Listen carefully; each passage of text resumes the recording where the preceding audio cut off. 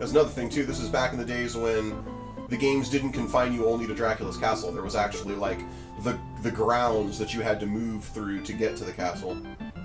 See, like the castle, this level won't even get me to the castle. This music, man, I can't get over it. Even now, this music is still great.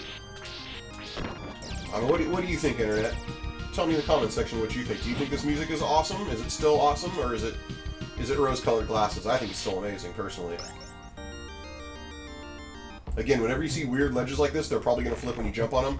If you're ever not sure in a Castlevania game, get 1 foot on regular ground, 1 foot on the weird ground, and jump and see what happens, and that'll let you know.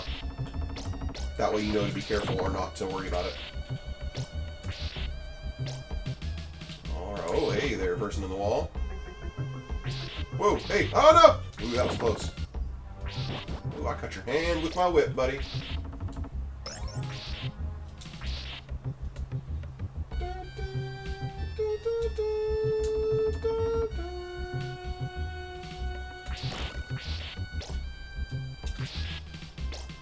Yeah, whatever. Person in the wall. Okay, and you hop and hop. No harm, no foul. Moving right along.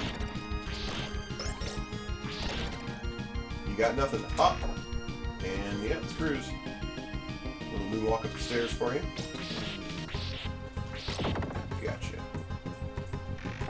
Whew. Don't need it, so I'm not going to risk it.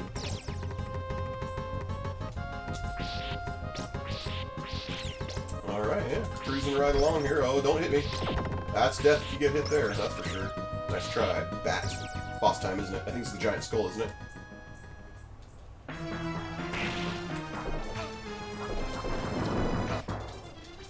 You are some filthy kind of creature. And you can just be done with. Moving along. Oh, wow. Oh, yeah. This was a flippin' trip. Like, why is that guy slammed into those? What an idiot. What kind of moron would get caught on something like that? Hey, I can't... What the hell? This is one of the first truly awesome uses of Mode 7 I ever remember seeing as a kid. I remember the big Mode 7 games were Pilot Wings and F-Zero. I thought both of those games were crap, and they made me realize that third-person type stuff, like, you know, three-dimensional type things, should never be done in Super Nintendo games. And then I thought the... And then I thought the Mode 7 was kind of pointless. And then this game used it for this. And I was like, oh. And then it uses it in a couple of other locations that were really intelligent and really well done, that really add to the atmosphere and the way the game looks. And it just kind of makes you realize that I'm an idiot if I keep doing this. Holy crap, how many lives do I even have left? Oh, I got plenty.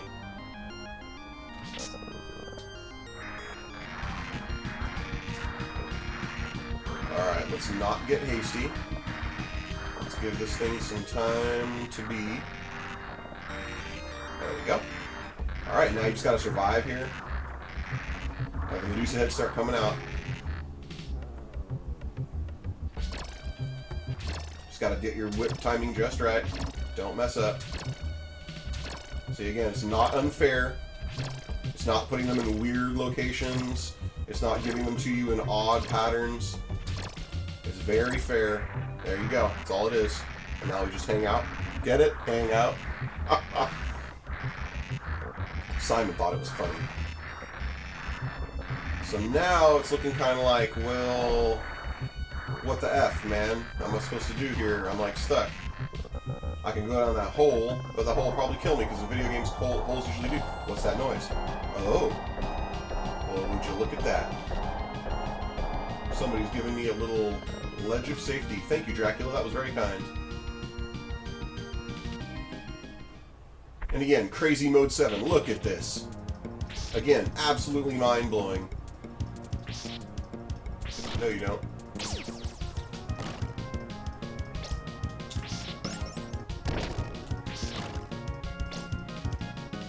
Floor's dropping out behind you. Oh, I'm invincible. Invincibility potion.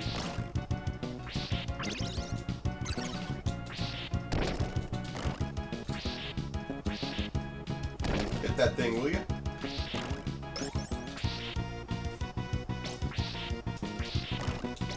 So now one of the more common complaints about this game that people had with the whip was they would accidentally hit people with this.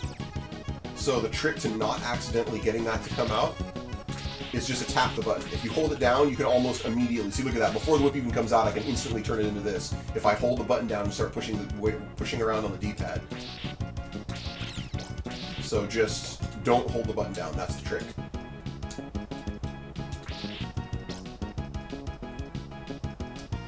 Okay, so you wait.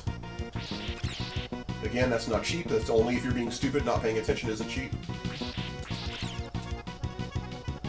If you're looking at it, then you can totally tell that would be a dead end if I went there. And moving right along.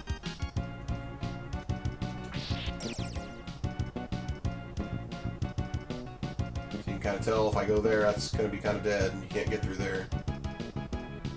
And through. Ah, yes, these old guys, these old friends. Those will definitely kill you in one hit. On your marks, get set, run, bitch! Ah! And save. Yeah, sure, why not? I don't have anything, right? I got nothing else. And once again, just like the original Castlevanias, start using your sub-weapon on any candles you see. Whack. This is what I'm talking about. Watch, you just hold upright and hold the button down. That's just like a shield. Can't get through it. On projectiles, at least.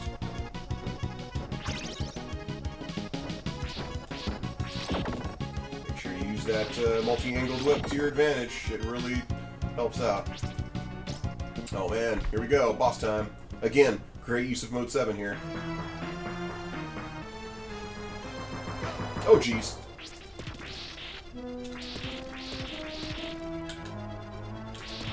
So if you're curious, Mode 7 was a term for a specific graphic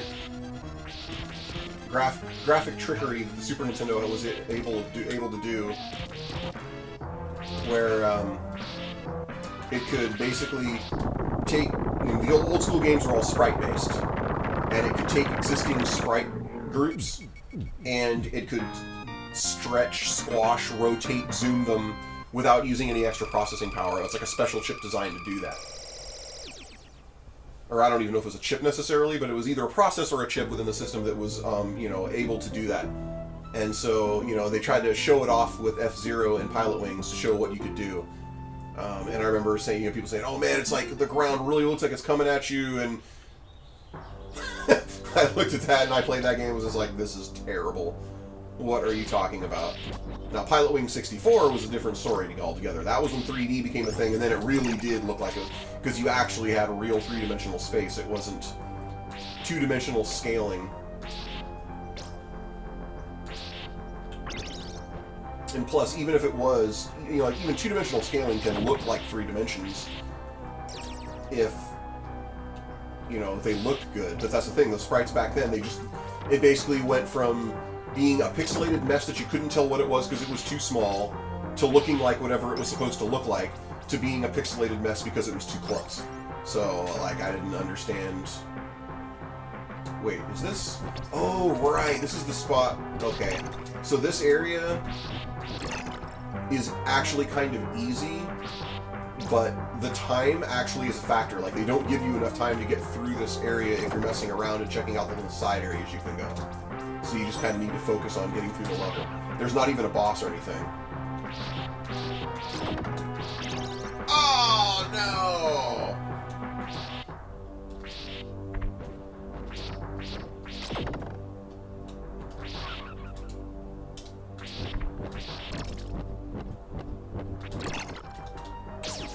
Ha! Get out of here. That's right, you will all die. Jesus. How dare you have a whip, too? Man, Dracula's just insulting me now, giving his skeletons whips. Shit.